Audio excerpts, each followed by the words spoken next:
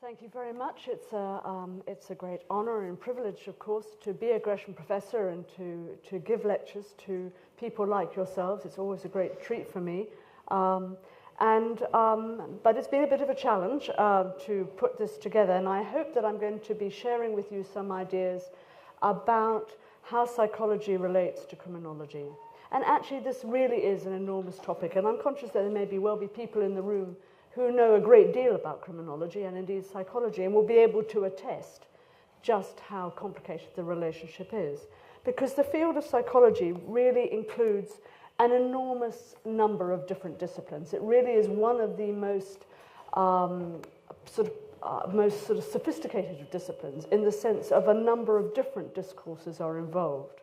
So when I was putting this lecture together, I read a very interesting paper from the 1960s by a criminologist called Clifford Jeffrey, who talked about how criminology really involves perspectives from sociology, crime, psychiatry, anthropology, biology, as well, of course, as the discourses of law and jurisprudence. And there perhaps is an important distinction here between understanding what makes somebody behave in the way that they do, and understanding what makes that behavior criminal. And that second question of what makes a behavior criminal, I'm not really going to engage with, because, as I'm sure you will appreciate, it is really a question that involves a reflection on history and politics and law, and the history of law par excellence, because it is, in a sense, the history and the discussion of how we come to call something deviant. And I'm not really able to deal with that at all. What I really want to do is to look at how psychology approaches how people come to make choices, and how they come to make choices that other people regard as deviant, and what people who make those choices think about that. You see, these questions here, posed here on this slide, were first posed in a way by Emil Durkheim, who I'm sure, again, some of you will know, 19th century sociologist, who posed this very interesting question: do you commit crimes because you are a criminal, or do you become a criminal because you commit a crime? And you can see that both those situations are quite significantly different. This question, as I say, of what is a crime and who gets to decide, we sadly probably can't cover in any way today. But a key question that I'm going to be pushing around today quite a lot, because it's something that comes up in the psychology of crime, is the idea that there are a group of people out there who are categorically different from the rest of us, and these are the people called criminals. And I'm going to be talking a lot about that theory, the sort of theory of categorical deviance, and what's been called in the study of criminology the positivist school of criminology. That is to say, what makes a person take a positive criminal action. So, just as a bit of background for those of you who don't know this field at all, it is an intriguing question, of course, what we call a law. And the law, some people would argue that the law exists really to regulate relationships, both within groups of individuals and between groups of people. That the law is a codification of a social relationship. And it's about how we regulate relationships between each other, given that we have to live with each other in groups. The law is a way of regulating our relationships within those groups. And so laws are very powerful ways of binding us together. And again, we can see here how the study of law gives rise to the sociology of groups and rules generally. How does rules and agreements bind people together? Because breaches of rules tend to lead to expulsion from a group. When you join a group, you agree to abide by its rules. And so breaching its rules tends to lead to some sort of expulsion, and anything that causes harm to the group is usually understood as a type of offence. And actually, quite interestingly, back in medieval times, it didn't really matter why you did things. If you broke the rules, you'd be punished and expelled. And actually, even objects could be tried and convicted. Animals, even logs of wood. If a log of wood fell, if a branch of a tree fell and hit somebody, the branch of the tree could be tried and convicted for the offence, because an offence had taken place and somebody had been injured, so there had to be a trial. What's interesting about medieval times, indeed classical times, is the attention to due process. There has always been an attention to the due process of how we find an offender, an accused offender, guilty. And again, I can't go into that in any detail, but of course it's a fascinating question in its own right.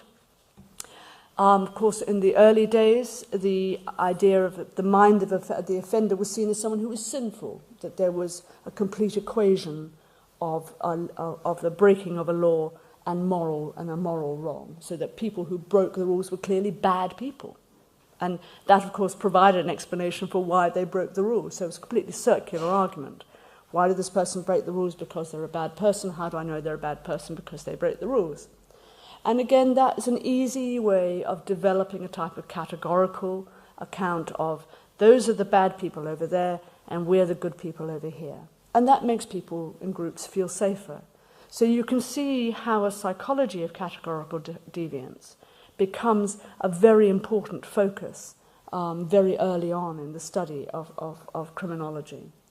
Identifying, marking, and indeed excluding bad people. It's very important. So these are some nice early pictures. Bridgman Education very kindly give me permission to use some of these images. This is somebody having a trial, trying to get the confession. And then this is one, of course, from the early 20th century, trying to get the truth out of people and the whole history of lie detection. And again, you can see here, can criminals beat the lie detectors? Assumes that there's a group of people out there called criminals. And you can see, of course, this is a 1950s picture, and again, a tremendous focus on sort of various types of measuring device. And we'll come back to talk a little bit about this emphasis on measurement. And this picture, again, is a 19th century picture of a court process. And I think, and I put it in because I thought it nicely sums up sort of general attitudes to offenders. That the people who are running the court process are completely in the right.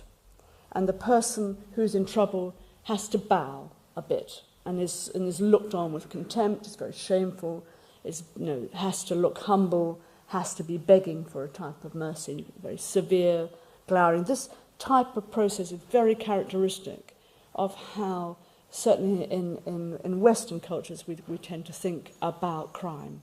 And so understanding the mind of the person who's committed the criminal offence is already often to take up a position of understanding people who are thought of as being shameful or difficult or not very nice.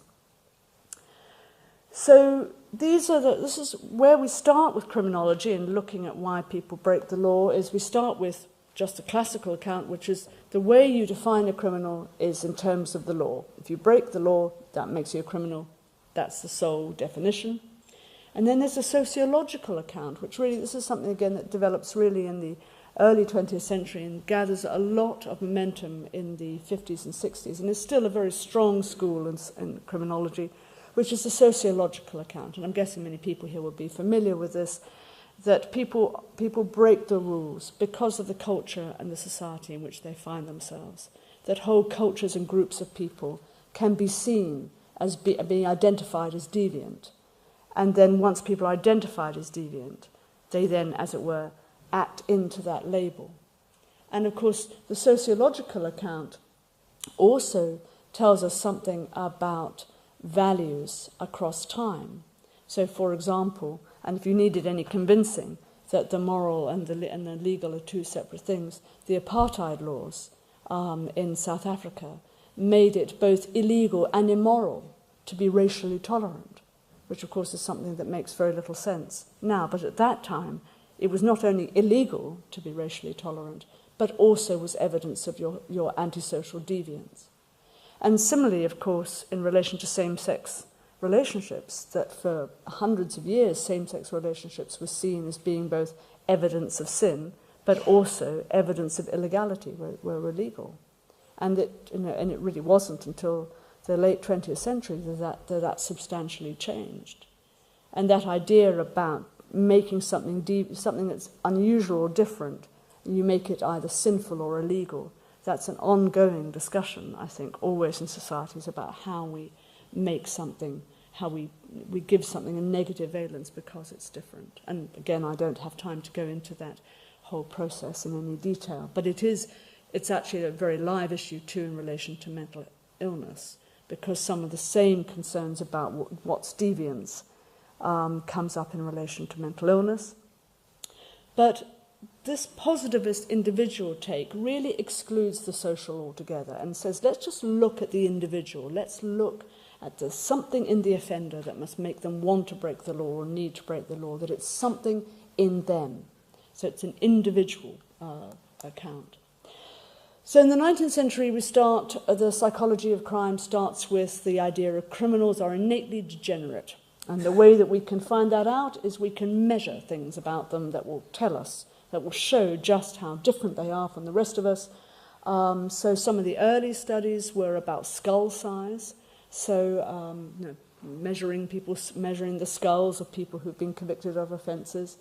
That gave rise to looking at brain volumes, which again you can extrapolate from measuring skulls. Body shape, there was quite an interest in body shape in the late 19th century, various types of body shape that made you more likely to commit crimes.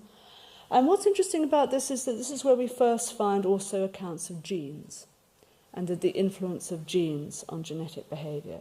And I will, if I have time, come back to talk about that, because the idea that genes might influence criminal behaviour is still a very live debate, although the evidence for it is pretty thin.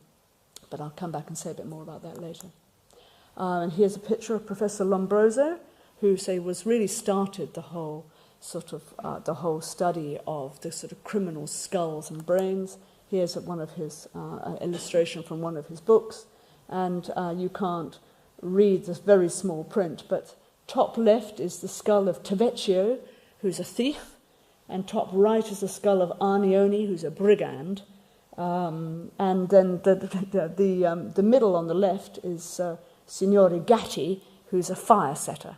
So you can see, I'm not quite sure I can see any great difference between these skulls, but Professor Lombroso thought that he could. And he also had a French counterpart who took lots of pictures, Alphonse Bertillon. So then there was a move later after that these sort of external markers of criminality to look much more, of course, in the internal world, the beginning of the psychology of the internal landscape, which arguably, if not starts with William James, at least is explicated in enormous, rich detail by William James in the USA, and to a slightly lesser extent Sigmund Freud in Europe.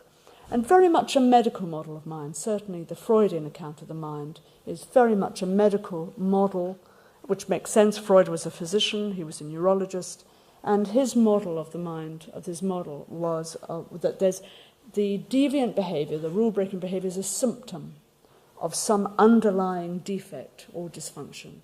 And what the job of the psychologist is to try and find that underlying defect or dysfunction, and that will explain the rule-breaking. So, for example, Freud himself suggested that many criminals were criminals from an unconscious sense of guilt, from unresolved Oedipal desires. Freud actually was not terribly interested in criminals, and apart from writing this one paper, he actually said that psychoanalysis should keep right out of the courtroom. And it's interesting, and we'll come back to that later if we have time, because psychoanalytic theory hasn't come out of the courtroom and has remained quite active. John Bowlby was a psychologist and psychotherapist, again a physician, trained as a paediatrician as well as a child psychiatrist.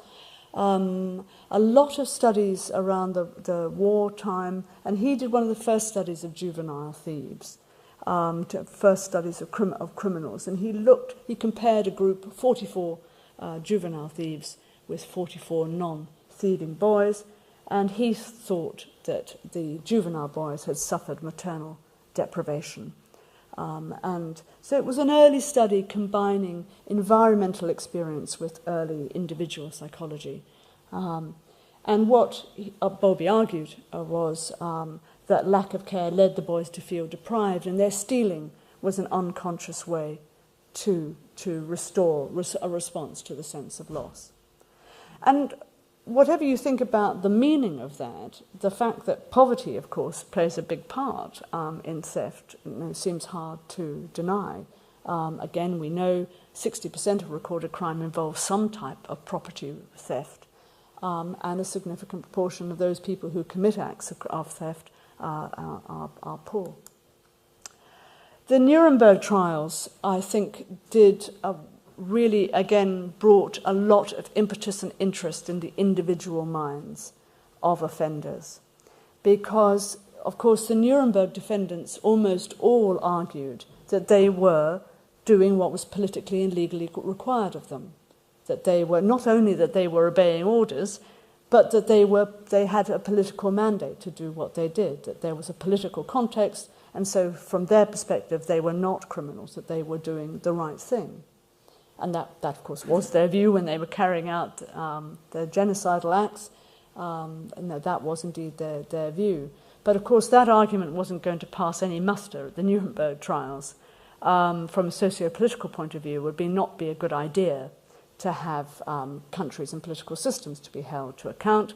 So the whole discourse in the Nuremberg trials moved to the individual psychology of the perpetrators of the Holocaust. And that gave an enormous sort of impetus to the study, to the psychology of crime. The other thing that happened through the through the Second World War was, again, a lot of interest in individual deviance because of the emphasis on conservative values and norms during the war. Conservative norms and values were very much part of the post-war response to. And so the idea that explanations for human cruelty and deviance needed to be located in these very dangerous individuals, and we needed to be able to identify them. But also, not only could we identify them, we could hold them responsible. They would be, if we could identify what it was that made them do the various things that they were doing, then we could hold them, they would be culpable. But again, this is very much a study, an approach, which sees people who break the law as very much other to the norm. This is Herbie Cleckley, who wrote a book called The Mask of Sanity in 1941. And although he is not often talked about as the father of criminal psychology, I think it's really something that he deserves, because he wrote an extraordinary book, which you can still obtain. Sometimes you can find it free online or you can buy it. But it is a study of a group of people who broke the rules and didn't seem to care at all about breaking the rules. These are people that Herbie Cleckley called psychopaths. And what Cleckley meant by psychopaths was a group of people who didn't seem at all distressed or worried by the breaking of the rules. They were not ashamed. They would lie without compunction. They were often charming. They were often pleasant. They drove other people absolutely mad, but they themselves seemed completely unconcerned. And it was as if they had an emotional shallowness, an emotional disconnection from other people. And although a few of them got into trouble with the law for violence, the majority of them did not get into trouble for violence, but what they did was to steal and tell lies and deceive people and seem utterly disconnected from any type of social engagement. And this was later described by some subsequent researchers in 1950 as they know the words but not the music of human engagement. And that is a beautiful description. That actually comes from a study of the soldiers. So it's not actually Cleckley's quote, but it is a beautiful summary of what Cleckley was trying to describe. And in his book, he describes lots of case histories in which he tries to get at what's going on with these people. And a substantial group of them broke the law. They were profoundly antisocial in a much more general sense. And what happened later was that his ideas were taken up by a man called Robert Hare, who I think many other people would think probably is the father of criminal psychology, but who applied Cleckley's ideas to violent offenders. And he took Cleckley's signifiers of psychopathy and he applied them to violent offenders. And he found that there is a subgroup of people who are very like this, who just don't care about anything, who are often very charming and very pleasant, but profoundly, profoundly antisocial. And if you combine that psychological stance with an aptitude for violence risk and a willingness to break the criminal law, you have someone who's pretty risky. And that's where we get the idea, the current concept of criminal psychopathy, from a mixture of Hervey Cleckley's ideas and Robert Hare's ideas. In this country in the 1960s, very interesting work done by Sybil and Hans Eysenck about personality traits. They really applied themselves to the idea of a criminal personality, and they described 4 major dimensions to personality: sensation-seeking, sort of emotionality, but negative emotionality, being sort of sad, moody, irritable, sort of the negative, painful emotions, which they call neuroticism, which is a term we don't use anymore, but negative emotionality we do talk about quite a lot in psychology, criminology. Conscientiousness, open to experience. Psychoticism, this was Eysenck's idea of people who were mentally ill but also very antisocial. And that's really not been replicated in subsequent studies. But a number of Eysenck studies found that looking at criminals, that they were indeed high on sensation seeking and high on these levels of negative emotion. So the Eysenck school of personality study was very influential in Britain for many, many years, for a couple of decades, and also gave rise to some other more general work on personality, which has also been influential. One of the Eysenck's early papers on the criminal personality pointed out that personality is not just psychological. It's an integration of physiology and genetic influences and environments. And they were one of the first people, Sybil and Hans, I think, to talk about personality in a much more nuanced type of way, bringing in ideas from physiology and genetics.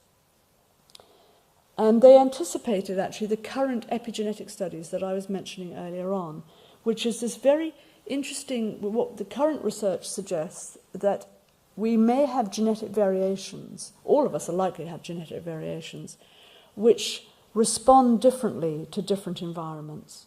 So some genetic variations may be a risk factor for later behaviours if you're exposed to a certain type of environmental stressor. So, for example, you can take a group of children with a particular version of the monoamine oxidase gene, and if you expose those children to an environmental stressor like being physically abused as children, that combination of the genetic risk plus the environmental stressor makes those children more likely to be rule breakers in their teens. And that's been replicated in several studies, also replicated in animal studies, interestingly. And that's what we mean by epigenetics. The environment alters gene expression, and the combination of the risky gene expression and the risky environment increases the risk of the behaviour you're concerned about. But the Eysencks anticipated the epigenetic argument and study by about 50 years. The other group of people were across the pond in the United States, were Samuel Yockerson and his colleague Samuel Usamanoff in the 1970s. Now, they came from a very different perspective. The Eysencks came from experimental psychology, but Yockerson and Samanoff were therapists. And they were working in a hospital, a secure psychiatric hospital in Connecticut, and they looked at the personalities of the men who'd all committed criminal offences, many of whom were thought to be mentally ill, and they started carrying out interviews with them. And they came from a psychoanalytic background. But what they found was they couldn't really convince themselves that these men had any sort of unconscious conflicts that needed sorting out. But what they did think was that they had a lot of conscious cognitions that made offending more likely, that they seemed to have distorted cognitions. So it's not my fault, they had it coming, it doesn't really matter what I do, I was under pressure, sort of those sorts of, they had sort of distorted cognitions that made it more likely that they would offend. And so their treatment package changed from being daily psychoanalysis to being much more here and now discussions of distorted thinking styles. And they really gave rise to the cognitive therapy programs for offenders, which are still available now in prisons. And the Yockerson family very kindly endowed a professorship at Yale, and I had the pleasure of being a Yokoson Fellow a couple of years ago. This is what the criminal personality looks like from the Yokoson and Samanoff point of view: restless, dissatisfied, irritable. They consider requests from their teachers and parents as impositions. They set themselves apart. They want to live a life of excitement at any cost. You see, that's like Eysenck's sensation-seeking. Angry, lacking empathy. Again, that's the negative emotionality. Feel under no obligation to anyone or anything except their own interests. That's hinting at Cleckley's lack of connection. Poor at responsible decision-making. Making assumptions and just not being able to change your decision-making. Not being flexible. And again, that's something that Cleckley talked about. So this is what was being described in the 1970s. Again, very much a sense of, this is what criminals are like. So, there's a sort of summary in the 60s and 70s becomes a real idea about there's something called a criminal personality out there, that people who commit crimes show persistent cognitive errors and distortion that make crimes more likely. They seem to be more impulsive and not care about the consequences. And there are other risk factors which would make those risk factors even more potent. So, for example, if you're a bit impulsive and you're prone to cognitive distortions, if you then drink a lot of alcohol, that's going to make those situations worse. And that's why we know that substance misuse is a powerful risk factor for almost any type of crime you can name, but especially violence, in fact. Social isolation, interestingly, is also a risk factor, particularly for violence, not so much crime generally. But you could see that social isolation might also be something that would make these other risk factors worse. But, and there's a big but about all these studies, and the first but that we have to think about is that nearly all these studies rest on the study of detected and convicted offenders. It may well be that the criminal personality we've just described is the personality of the rather ineffective and useless criminal who always gets caught. And that the really effective and intelligent, thoughtful people who break the law don't get caught and don't get detected in these studies, and certainly don't participate in them either. Certainly in my experience of trying to look at moral reasoning in people who were labelled as psychopaths, the people who I strongly suspected to be weapons-grade psychopaths were not remotely interested in participating in my study. And in a way, you could work that out. If you're a profoundly antisocial person, helping somebody out by participating in this study is not high on their list of priorities. So we always had a thought, really, that if you study antisociality, the most antisocial people probably won't help you. So there's a real issue about, for a start, there's a problem about self-reports of detected criminals. There's a bit of a bias in terms of young criminals, because most criminal psychologists don't want to go to prisons and sit down with people who've committed horribly violent offences. They much prefer to go to prisons and talk to young people who've committed acts of theft, for example, repeated acts of theft or taking and driving away. So talking to young people who've committed delinquent acts is somewhat easier. And actually it's practically easier because, for example, to actually go into a high-security prison to talk to people who are very violent, prisons don't encourage it. And it's not easy to do. The big problem, though, is that all crime, there's not such a thing as crime. All crime is not the same. Crimes include taking and driving away, burning down your neighbour's fence, not paying your taxes, killing your partner for the life insurance, and battering your child to death. All these behaviours are not the same. Not remotely the same. And the idea that there would be one single psychological mindset that drives them is not tenable. And indeed, it's not tenable. The evidence is against it. So, for example, if you look at domestic homicide perpetrators, the vast majority of domestic homicide perpetrators are very unusual offenders. They're often older. They often don't have any history of criminal records or of violence in the past at all. They may have lots of evidence of pro-social behaviour, so they may have held down jobs, been married to the same person for a long time. They may be pillars of their community. So they just don't fit with the idea of a criminal personality at all. And yet, they say that is the majority of domestic homicide perpetrators. And that's also, to some extent, true of people who batter either their partners or their children. These are not necessarily people who are irritable, sensation-seeking, etc., etc. So there are similar but different processes going on for every type of crime, because each type of crime represents a type of action which has meaning for the offender and which represents a set of choices. Now, the types of crime that you can do impulsively without thinking are probably things like criminal damage, getting into drunken fights, nicking things on impulse, those sorts of things. And they are problematic and troublesome and tiresome, and they cost us all a lot of money. But I would also like to suggest to you that they may, although they're very frequent, they may not be the crimes that really worry us most. I think the crimes that worry most of us are crimes of violence. And it's a particular issue because it raises the question of what we should do about people who commit serious acts of violence. Because in a sense, people who steal things from us or break our property or defraud us, there are things that we could do. We could get the money back from them, we can make them spend their time, we can get a type of recompense from them. And there's ways that we could do that in quite pro-social ways that would be quite helpful.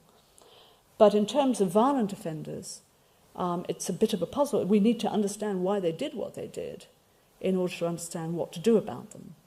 And particularly, we want to know whether we're going to be safe in the future. And finally, the other big but is that it just doesn't make sense to see people as separate from their social influences. It just makes no sense at all. The idea that every individual is somehow a separate sort of atom, not connected to other people, just doesn't fit with what we know about social psychology, doesn't fit with how we know about human beings live and work.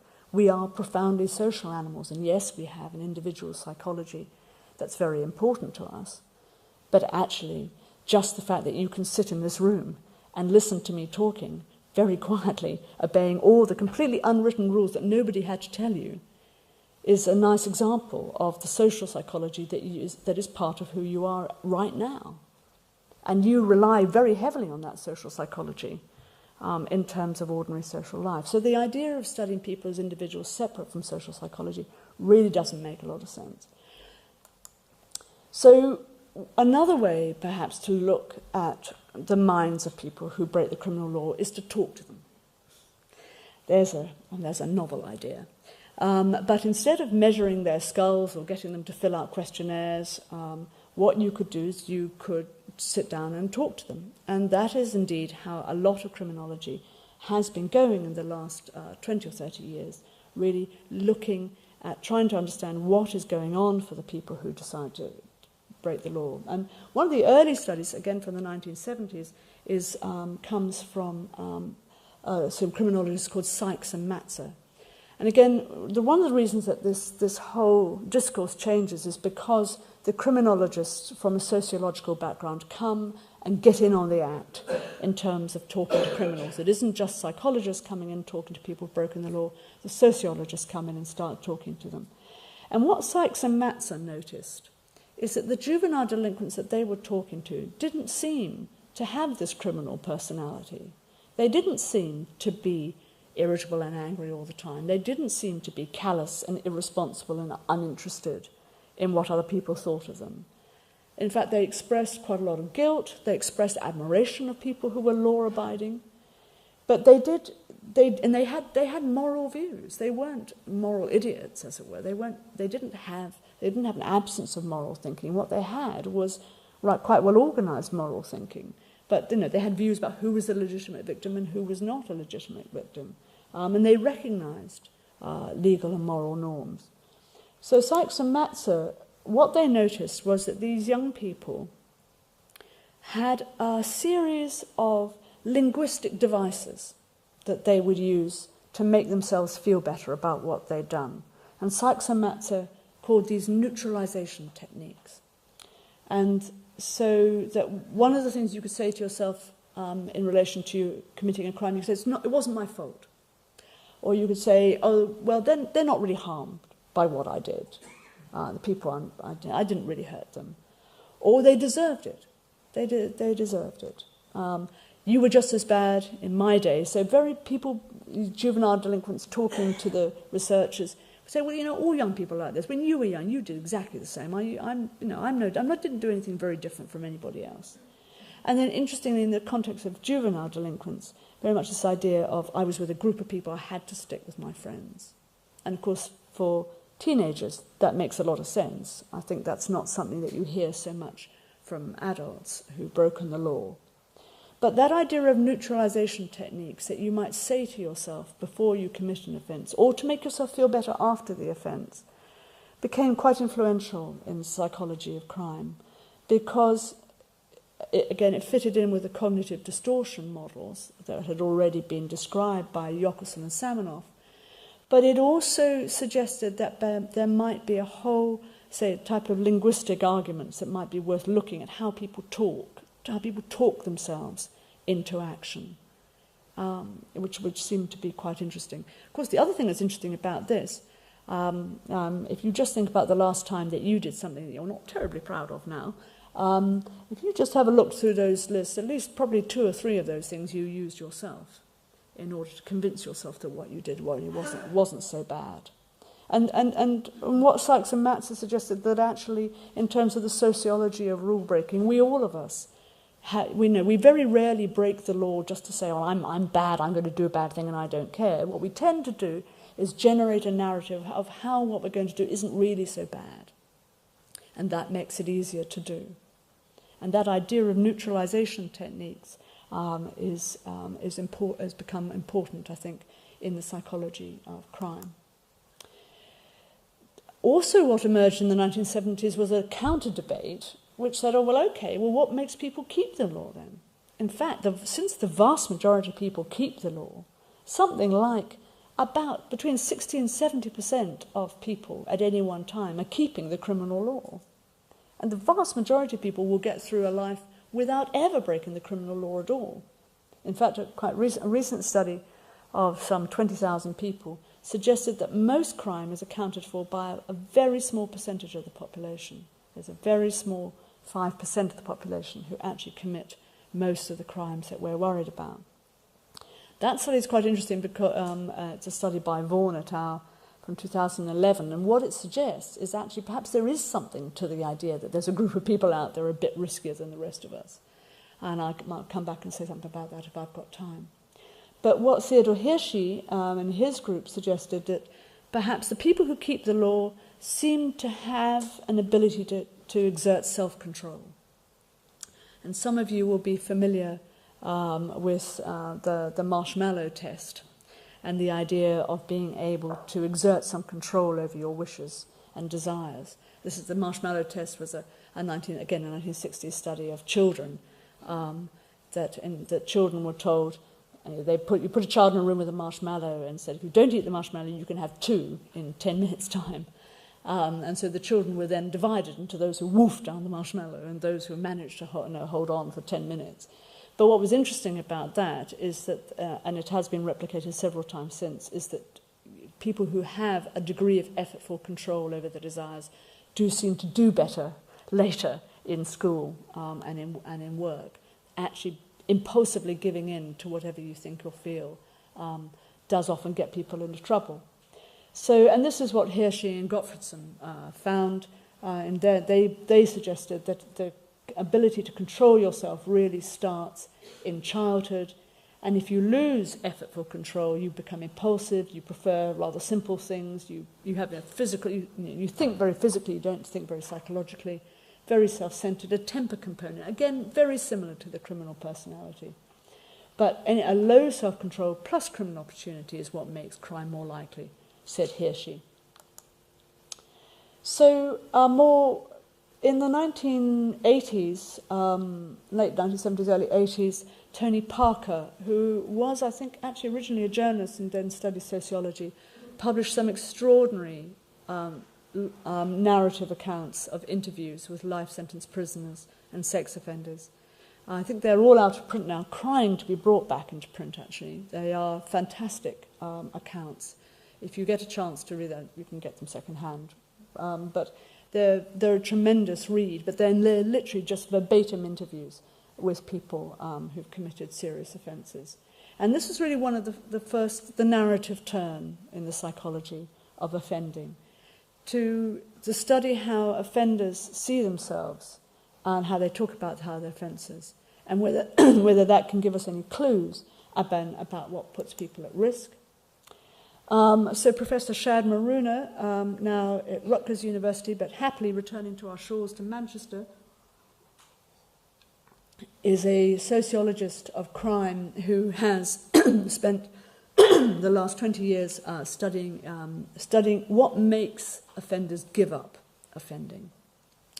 And he, in an early paper, he said, well, given that most young offenders give up offending, again, which rather undermines the idea of the criminal personality that makes you offend for the rest of your life, most offenders, the peak of offending is in your late teens, early 20s.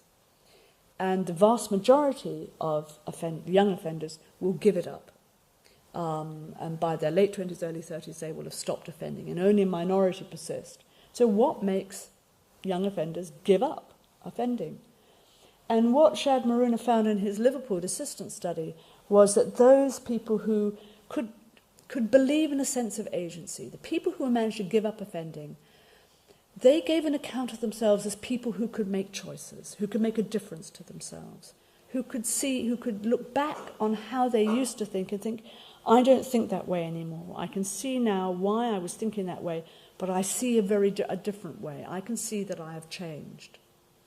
And they also were able to say what they had done to affect that change. So again, the sense of empowerment, a sense of not being, as it were, at the mercy of events. Whereas the people who persisted didn't really have a story of themselves as making choices. They talked about themselves as constantly being on the end of other people's choices, on the end of events. That they were pretty helpless and passive in the context of their lives. I want now just to talk about violence a bit more, because, as I say, most of the studies I've quoted so far have really been about delinquents. And by delinquency I mean criminal damage, minor fights, taking and driving away property, repeated thefts, shoplifting. That's what we would call delinquency. And so it's troubling, it's expensive, but it's not violence. And as I say, there's a peak in late teens, early 20s, or mid-teens to late teens. Really, quite a significant proportion of young people will commit some sort of criminal act. Some studies have suggested that as many as 80% of young people will commit some sort of criminal act in their late teens. But, of course, the vast majority then stop offending altogether. And only a minority continue to commit crimes. And, of course, only a minority of people who break the rules commit acts of violence. Of all the recorded crime that there is in England and Wales, only 20% of it is violence. So even if that were an underreporting, it would still be a minority of the ways that people break the law. And this is a quote from the Supreme Court from a few years ago: "Violence is not a term of art. It is capable of bearing many meanings and applying to many different types of behaviour." And I think that's very wise and very helpful, because, again, I think when we talk about violence, we're not just talking about one thing. We're talking about lots of very separate human types of action and choice. Just to remind you, some of you who heard me speak last year will be familiar with the evidence that the crime rates are dropping and have been dropping for the last sort of 20 years or so. And that includes violence too. So we're really talking about, I want to talk now about the 20% of offenders who commit acts of violence. What are the commonest kinds of violence? Well, the commonest kind of violence is assaults by young men on other young men, both of whom are drunk. And there are about 1 million of those every year in England and Wales. Those are just the ones we know about them. And there may well be another 1 million that aren't reported to anybody, but the ones that we know about that are recorded by the police, about 1 million assaults by young men on other young men.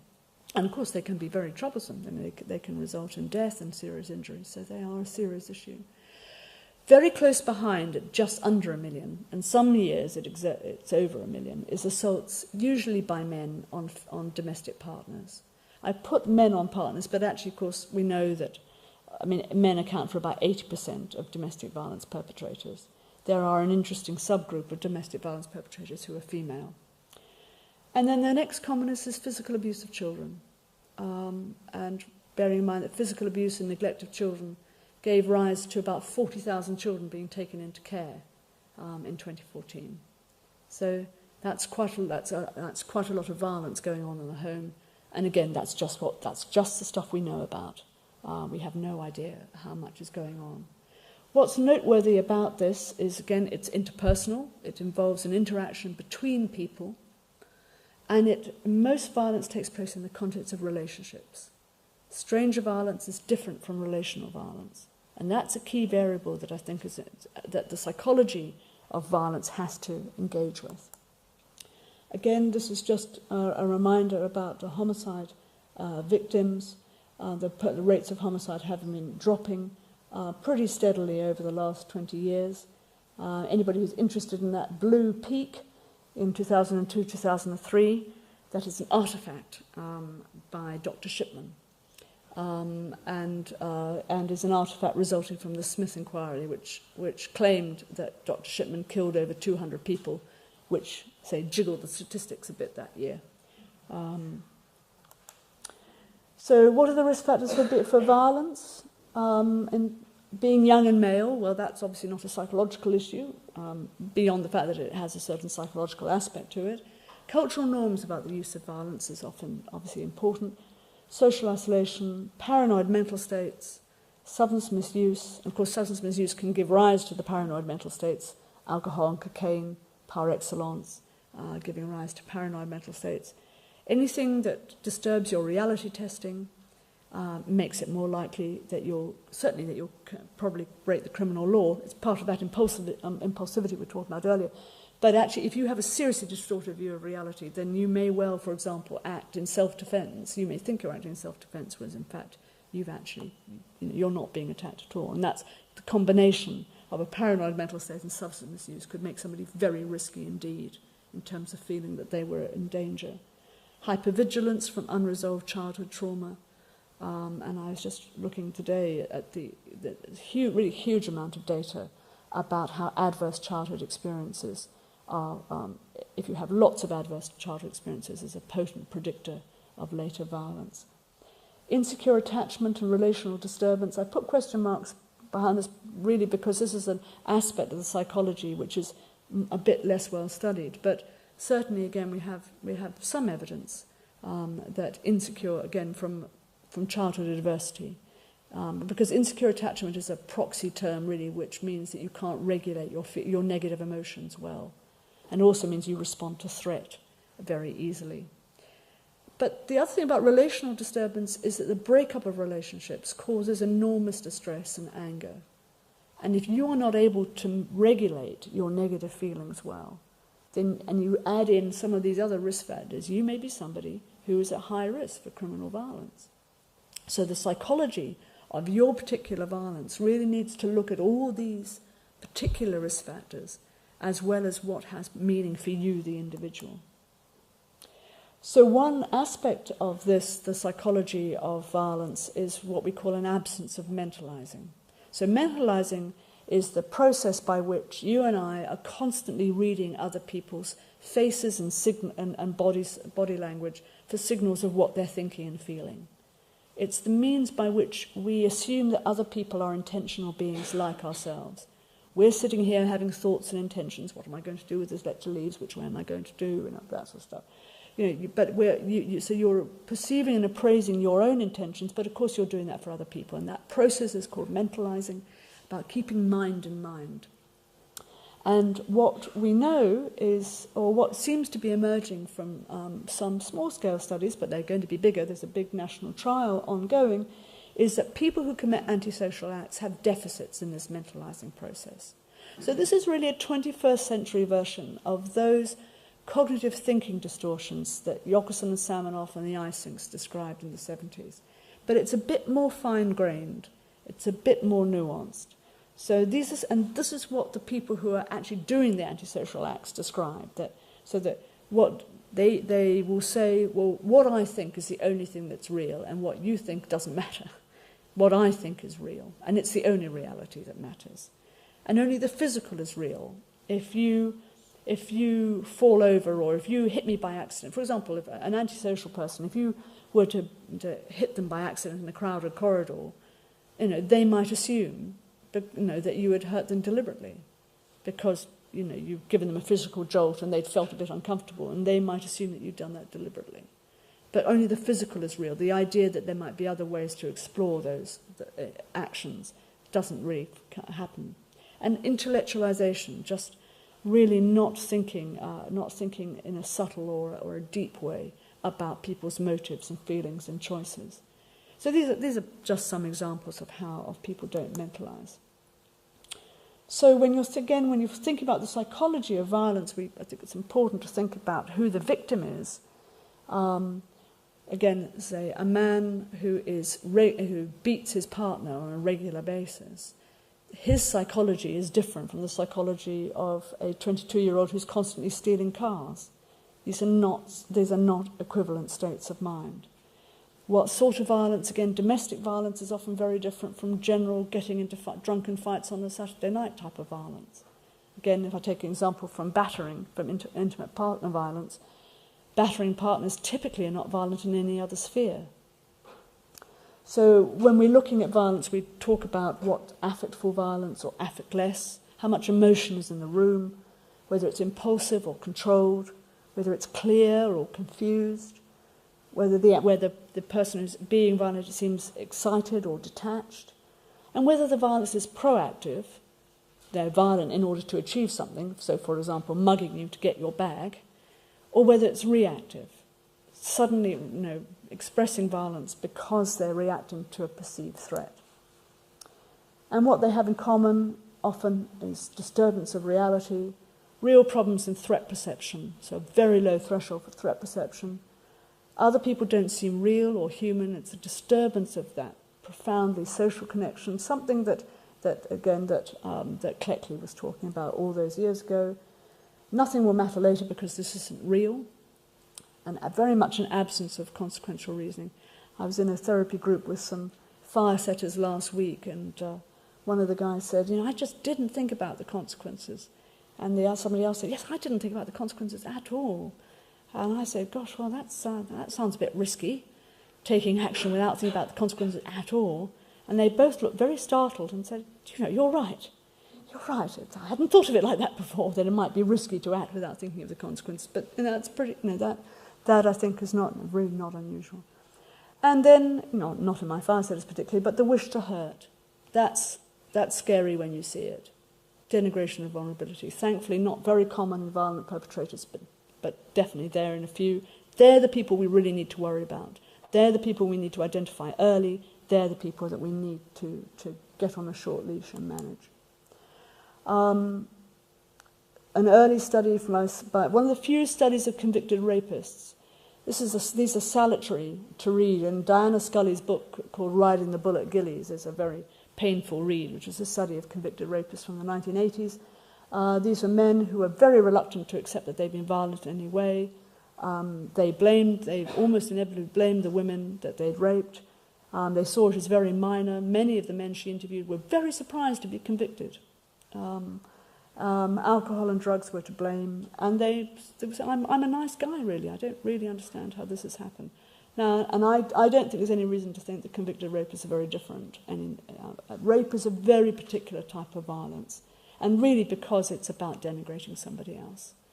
It's not about sex. It's about making somebody feel horrible. It is literally, if you'll excuse the expression, saying fuck you to somebody. And so the convicted rapists are very difficult to treat or to get to change their minds, because most convicted rapists don't think they've done anything wrong. So typically, those in a violent state of mind see other people as threat or prey. They feel justified in what they do. They overcome inhibitions to violence. It's a communication, often, to the victim. It's a very powerful communication. And on that note, I think I'm going to stop. This is just a reminder of of Paul MacLean's model of the mind. And people sometimes say that violence comes out of the reptilian brain. But actually, I think that's a misnomer. Your reptilian brain is really the thing that keeps you breathing and awake and hungry.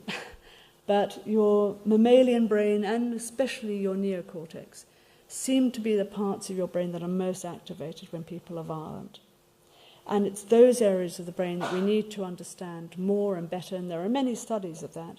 But fundamentally, I think we can't do better than really listening to the voices of people who committed acts of violence and trying to use what they tell us to help us make plans, to understand the violent mind better and to make plans to try and change it. So I'm going to stop there and see if we have time for a few questions.